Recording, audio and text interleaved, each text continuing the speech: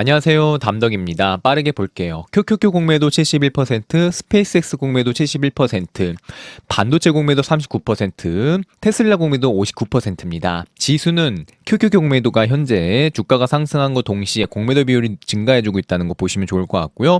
반도체 공매도 39%로 계속 낮아지고 있다는 점이 특징입니다. 위불 큰손 매매 상황 보시면은 현재 엔비디아, 마소 매수하고 있습니다. 특징적인 게 마소를 최근 들어서 대량 매수하고 있다는 것이 위불 기관들의 특징적인 모습이다 보시면 좋을 것 같고요.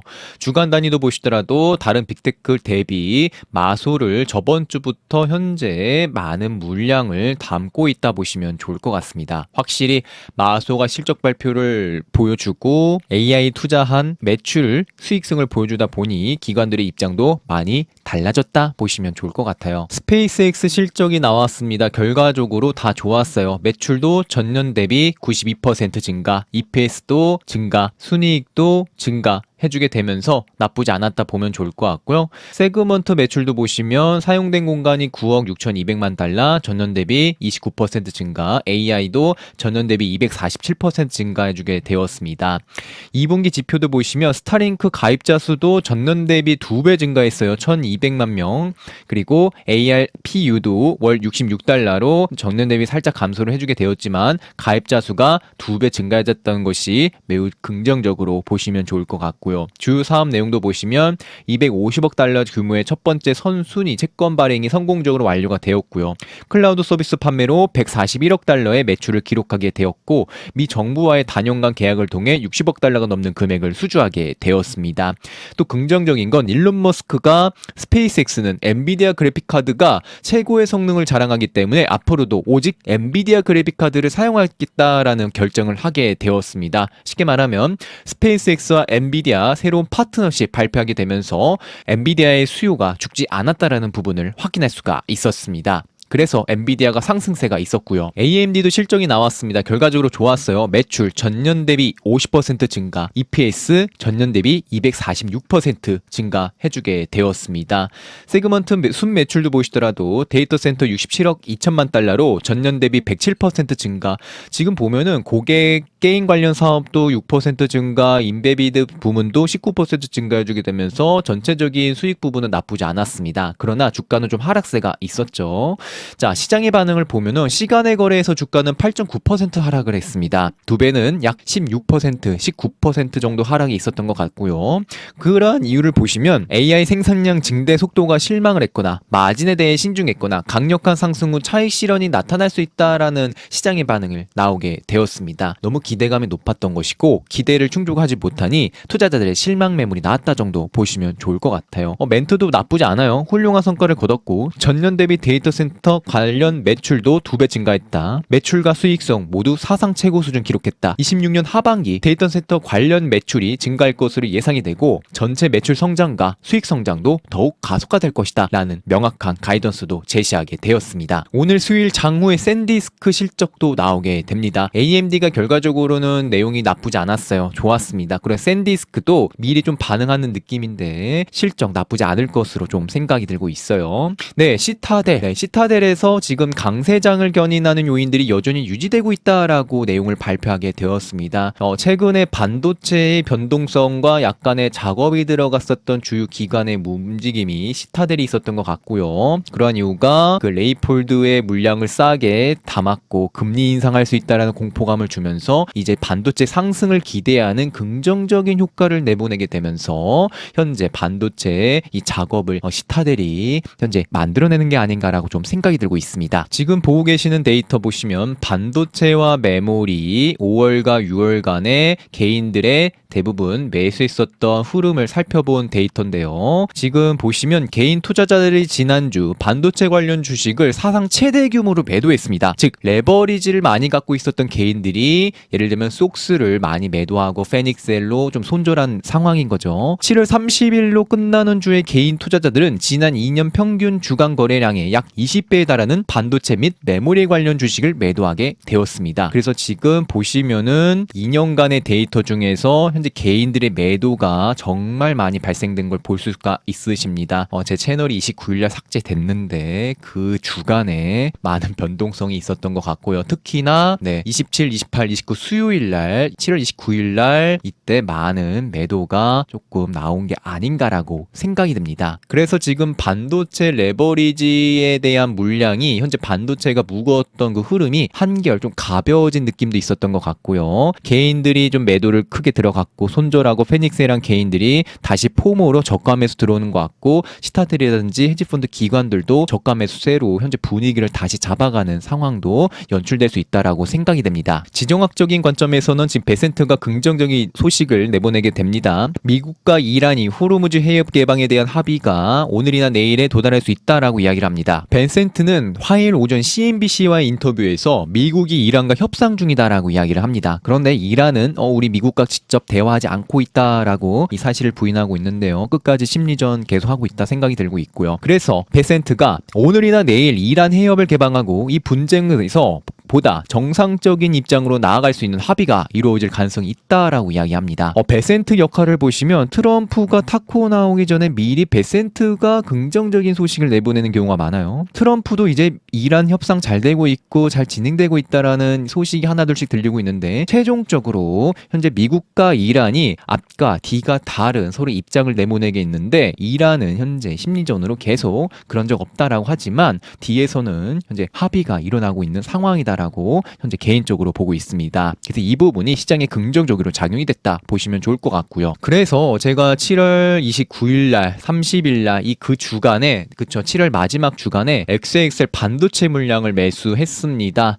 이때 영상으로 말씀을 드렸어야 되는데 제 채널이 날아가는 바람에 말씀을 못 드렸고 기존에 저희 멤버십 분들 프로 서비스 텔레그램방 계신 분들께서는 알고 계십니다. 그때 바로 말씀을 드렸었고 속술 계좌 보유 상태가 첫 타점에 들어갔었던 $115의 가지고 있었던 물량은 이제 단기 매매로 퉁쳐서 나왔고요. 그 뒤로 새로운 계좌 3개로 이렇게 나눠서 하나 평당 $92, $97, $100 이 3개로 매수율만 한 2천만 원 정도 된 것 같고요. 물량을 담게 되었습니다. 이거 계좌는 추후에 하나로 합치게 되었고 매수한 이유에 대해서 좀 이따 차트 설명할 때 바로 말씀드리도록 하겠습니다. 그래서 지금 그 물량을 마소 계좌에 합치게 되었습니다. 속슬과 QLD를 이번에 좀 담았는데요. QQQ가 한 121선에 닿았을 때 QLD 2배 매수했고 속슬은 $100 미만 앞전에 보셨던 것처럼 이 물량을 합친 거예요. $92, $97, $100 이 3개의 물량을 합친 이 결과가 현재 속슬이 118주 45% 약 750만 원 정도 수익을 보게 되었습니다. 제가 텔레그램 저희 가족분들 미리 올려드리고 평단이 이 정도인데 현재 $140 정도 돼요. 그거 참고하셔서 좀 대응되셨다라면 현재 한 20% 이상 수익이 되지 않았나 라고 좀 생각이 들고 있고 마소 MSFL도 20% 이상 현재 수익을 보고 있는 상황입니다. 마소 중장기적으로 갖고 갈 계획이니 마소 견디신 분들 수익 진심으로 축하드립니다. 장기 계좌, 중기 계좌 특별한 거 없고요. 지금 빅테크 2배 계좌도 보시면 MSFL 47%, AMZZ 아마존 2배 17%, NVDL 5% 수익 중이고요. TSL은 테슬라는 상황이 그렇다 보니 손실이고 마이크론도 현재 15% 손실 중인 거 확인할 수가 있으십니다. 비중 상태 보시면 주식이 82% 약 2억 7천, 현금이 18% 약 6천 유지해주게 되면서 총 자산 3억 3천 보유하고 있는 상황입니다. 네, 전체적으로 들어가시기 전에 선물 흐름 보도록 하겠습니다. 현재 보고 계시는 차트는 나스닥 100 선물이에요. 다행히 이 추세선 하단과 200일선 근처에서 상승 장악형이 나오게 되면서 반등세가 세게 나온 상황입니다. 여기 부분에서 페닉셀이 나왔던 것 같고요. 이때가 7월 29일 날 개인들이 반도체나 기술주를 엄청난 매도했었던 그 구간인 것 같고 그 물량을 기관이나 헤지펀드들이 받게 되면서 상승 장악으로 올린 상황 같습니다. 그래서 지금 상단까지 올라온 부분들인데요. 29,374포인트 저항과 지지가 많이 있었던 이 매물대에 저항받을 것으로 생각을 했었고 21선 근처에서 저항을 받을 거라 생각했는데 현재 상승에 대한 각도가 세고 상단까지 올라온 부분들입니다. 그래도 아직까지는 여기 위에 매물대가 있고 현재 QQQ의 공매도가 70%에 있다라는 부분을 보면은 더 상승할 수는 있겠지만 어느 정도의 눌림을 받을 가능성도 동시에 커졌다 정도 보시면 좋을 것 같고, 그 이벤트들 샌디스크나 이번에 반도체 실적 흐름에 맞춰서 움직여주지 않을까라고 좀 조심스럽게 생각이 듭니다. 그러나 이 양봉들을 다 합치면 주봉이 어떻게 보일 수 있을까요? 맞습니다. 주봉상 이렇게 장대 양봉 길게 올라오게 되면서 그 전에 음봉을 다 잡아먹고 윗선까지 3만 포인트까지 올라가는 모습 확인할 수가 있으신데요. 과연 이게 찐 반등인지 아니면 약간 눌림 주고 가는 것인지 반도체의 흐름 중요할 수 있겠다 보시면 좋을 것 같습니다. 그래도 긍정적인 거는 다우가 역사상 신고가를 달성해 주게 되었고, 상단 추세선 상단 부근까지 올라가준 모습 확인할 수가 있으셨고요. 이거 양봉들 다 합치면 갭 올라가고 양봉들 다 합쳐서 주봉상 보시면 맞아요. 이렇게 고점 부근에서 장대 양봉으로 강력한 흐름 이어지고 있다 보면 좋을 것 같고요. 스파이도 한번 함께 보실까요? 스파이도 동일한 흐름 이어가고 있다 보시면 좋을 것 같아요. 긴 상단 추세의 이 상단 라인을 돌파해주고 고점 부근까지 역사상 신고가를 달성해주게 되었고요. 일봉도 보시더라도 일봉산 내려오고 있는 상단 추세를 강력히 돌파해주게 되었고, 이렇게 상승 각도도 가파르게 되면서 이평선들도 다 모여있게 되었고, 역사상 신고가를 달성해주고 있다는 부분을 보면은 현재 반도체라든지 QQQ라든지 IGB 소프트웨어든지 할만하다, 따라갈만 하다라고 좀 판단이 들고 있습니다. QQQ 나스닥 선물 보셨던 것처럼 상단까지 올라간 걸 확인할 수가 있으시고요. 21선 좀 저항받을 거라 생각했는데 다행히 돌파하고, 그 위에 또 계속 저항과 지지가 있었던 704달러 이 매물대 저항을 받을 거라 생각했는데 강력하게 거래량 동반해주면서 올라간 걸 확인할 수가 있으십니다. 51선 돌파해주게 되었고요. 그러면 다음 문제는 여기 상단을 돌파해주고 더 가느냐, 아니면 눌림을 받아주고 양봉의 윗선이든 중간선이든 지지를 받아주고 지지받고 눌림받고 올라가주는 것이냐가 매우 중요할 것 같은데, 현재로서는 스파이와 QQQ, 그렇죠, 그러니까 다우랑 스파이가 역사상 신고가를 벌써 선행해서 움직여주고 있기 때문에 QQQ와 반도체도 함께 따라갈 가능성도 있지 않을까라고 현재는 바라보고 있고, 보조지표 아랫사이드 보시면 계속 다이버전스로 상당히 맞고 떨어지면서 힘없는 모습을 보여줬지만 현재 50포인트로 올라오게 되면서 공포 탐욕과 함께 과매수권으로 현재 달려가고 있는 모습입니다. 이번에 QLD 매수를 여기 121선 근처에서 매수하게 되면서 현재 전고점 대비 QQQ는 10% 빠진 상황이었지만 스파이 같은 경우는 전고점 대비 얼마 많이 안 빠졌었고, 그러나 반도체가 전고점 대비 20% 빠진 상황 속에서 121선에서 지지를 받고 반등을 보여주게 되었습니다. 오늘 제목과 썸네일과 같이 제가 반도체를 매수한 이유, 즉 반도체 여기서 할만하다라고 좀 판단이 들었던 근거를 지금부터 말씀드릴게요. 자, 보시면은 반도체의 지금 현재 특징적이었던 게 첫 번째로는 QQQ는 아까 말씀드린 것처럼 전고점 대비 10% 정도밖에 빠지지가 않았습니다. 그래서 이거 QQQ가 더 빠지면은 반도체 더 빠질 것 같은데, 이러한 공포감이 한 번 더 시장에 적용이 되었고, 그러나 스파이나 다우는 버텨줬다라는 것이 이거 좀 괜찮다, 반도체 단독적인 폭락일 수 있겠다라는 판단이 들어서 반도체를 좀 1순위로 좀 매수로 좀 들어갔었고요. 특히나 반도체가 25년부터 지금까지 매우 특징적으로 움직였었던 흐름이 있었습니다. 맞아요. 바로 121선이 깨지지 않고 지켜줬다라는 것이죠. 지금 어떤 종목을 보실 때 어떤 특징적인 게 하나 있습니다. 어떤 특징적인 보조지표라든지 이동평균선이라든지 그 자리, 가격대를 지켜주는 이 흐름이 있어요. 쉽게 말하면 가격을 좀 관리받는 느낌이 있습니다. 어떤 종목들 보시면. 근데 속슬, 그러니까 반도체 1필수 같은 경우는 121선에서 계속 공포감을 한번 깨고 공포를 주고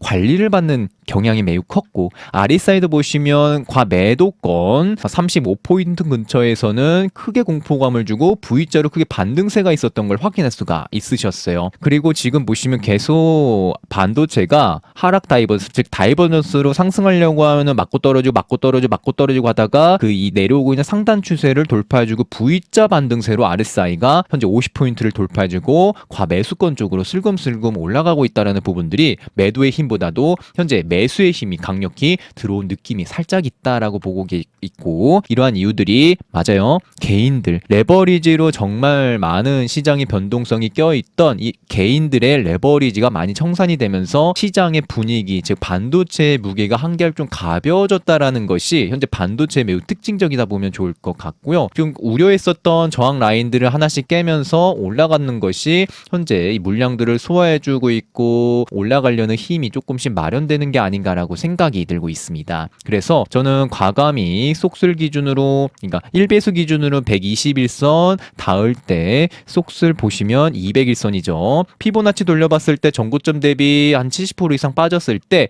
여기 29, 그러니까 28일, 29일, 30일 이 구간에서 201선 근처에서 약 속슬이 2천만 원 정도 남았다 보시면 좋을 것 같습니다. 속슬 기준으로 보시면 속슬은 파랑색은 201선이에요. 201선에서 어느 정도 관리를 받아주고 공포감을 주고 반등세가 컸다라는 것이 속슬의 한 가지 포인트가 될 수 있었고, 특히나 이 바닥 구간, 즉 201선 근처에 닿았을 때 하락했을 때 엄청난 거래량을 쏟고 V탑 반등세가 있었고, 이때도 엄청난 거래량으로 201선 근처에서 쏟아내고 반등세가 컸다라는 점, 현재 순간에서 바닥 부근 201선 근처에서 엄청난 거래량을 쏟아내고 이러한 반등세가 이어지고 있다는 부분을 보면은 어느 정도 특정적인 종목의 기관들이라든지 헤지펀드들의 관리하는 부분이 어느 정도 있다 보시면 좋을 것 같습니다. 반도체 주봉도 보시더라도 이번 주 주봉 형성이 매우 중요할 것 같은데요. 이렇게 상승 장악형으로서 장대 항봉 길게 만들어냈고 주봉상 20주선 지켜주면서 이런 식으로 마무리되는 것이 현재 매우 중요할 것 같고요. 조금 더 힘을 내줘서 5주선 위로 이 상태로만 마무리되어 준다라고 하면은 현재로선 살짝 긍정의 면도 보이지 않을까라고 생각이 들고 있습니다. 거꾸로 보면은 이 고점 부근에서 하락 장악형 나오고 주가 좀 빠졌었죠. 그러나 상승 장악형 장대 항봉 나오게 되면은 그래도 한 말에 희망은 보이지 않을까라고 현재는 보고 있습니다. 그래서 제가 가진 이번에 매수해서 속수 물량은 조금 홀딩하면서 시장 차분히 지켜볼 계획이다. 이 정도 보시면 좋을 것 같습니다. 빅테크 주요 지지라인만 빠르게 볼게요. 엔비디아 같은 경우는 계속 저항받았었던 210달러를 돌파해줬기 때문에 현재로서는 긍정적이고, 스페이스X와 같이 일한다는 소식과 함께 주가에 긍정적인 모습이 있었습니다. 매물대 관점도 보시면 생각보다 위에 매물대가 없기 때문에 좀 상승 랠리가 볼린저밴드 상단 돌파해주게 되면서 조금 더 올라가지 않을까 이렇게 생각이 들고 있고요. 테슬라 같은 경우는 이 장대 음봉의 중간선 330달러 부근에서 좀 저항받을 것으로 좀 생각이 들어요. 왜냐하면 거래는 크게 동반됐기 때문에 이 장대 음봉 중간선 330 돌파가 중요한 부분이 될 것 같습니다. 메타 한번 보시죠. 메타가 실적 발표 나오고 그 저점 깨지지 않고 양봉으로 계속 출현이 되면서 5일선 위로 올라오게 되면서 상승 랠리가 각도가 나쁘지 않은 걸 볼 수가 있으신데요. 현재로서는 메타는 주봉으로 보시는 게 좀 마음이 편하실 것 같아요. 주봉 2년간 지켜줬었던 이 추세 하단이 이탈되지 않고 이 밑선 음봉의 밑선을 지켜주게 되면서 중간선 위로 올라오게 되었고, 이번 주 주봉 형성 장대 음봉의 이 중간선 위로 올라와 주는 거 580달러 위로 올라와 주게 되면서 이렇게 관통형으로 마무리되기를 한번 보는 게 중요할 것 같습니다. 알파벳도 실적 발표 나오고 다행히 추세선 하단 지켜주게 되면서 의미 있는 이러한 장대 양봉 상승 장악 나오게 되면서 한 번 더 상승 랠리 보여주게 되었고요.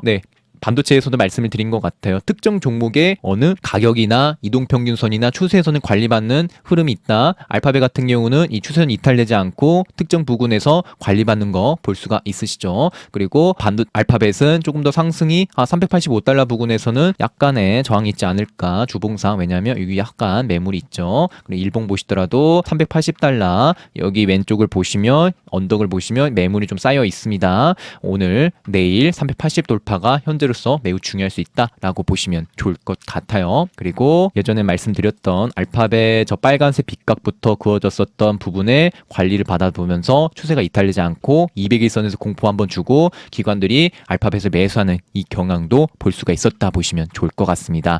애플 같은 경우는 장대 양봉의 중간선 301달러 이탈되지 않는 것이 중요한 모습이 될 수 있다 생각이 들고, 마소 같은 경우는 현재 마소는 정말 상승각도 크죠. 마소 보유하신 분들 진심으로 축하드리고요. 여기 왼쪽에 이 매물 497달러 옛날 매물이긴 한데 497달러 돌파가 현재로서 매우 중요한 부분들이고, 주봉 보시면 아름답죠. 490달러 이대로만 주봉 형성되면 좋을 것 같아요. 그래서 조금 더 힘내줘서 508달러까지 다음 타겟으로 보시는 것이 좋을 것 같습니다. 아마존도 고점 부근에 살짝 이렇게 도지형으로서 윗꼬리가 좀 길게 달렸는데 이 매도 흐름은 아마존 CEO가 좀 매도했다는 소식에 좀 영향을 받았던 것 같고요. 네, 말씀드린 것처럼 어떤 특정 종목은 특정한 추세라든지 이동평균선이라든지 가격을 좀 관리받는 경향이 있습니다. 아마존도 추세가 이탈지 않고 특정한 추세에서 장대 한번 길게 출현이 되면서 상승의 흐름이 계속 이어졌다는 게 매우 특징적이고, 일봉도 보시면 역사상 신고가 달주고 있기 때문에 상승각도 크기 때문에 어느 정도는 살짝 이탈되면서 눌림을 받고 올라가지 않을까, 이 정도 좀 생각이 들고 있습니다. 이번 영상이 도움이 되셨다면 좋아요, 구독, 알람 설정까지 해주신다면 영상 제작에 정말 큰 힘이 됩니다.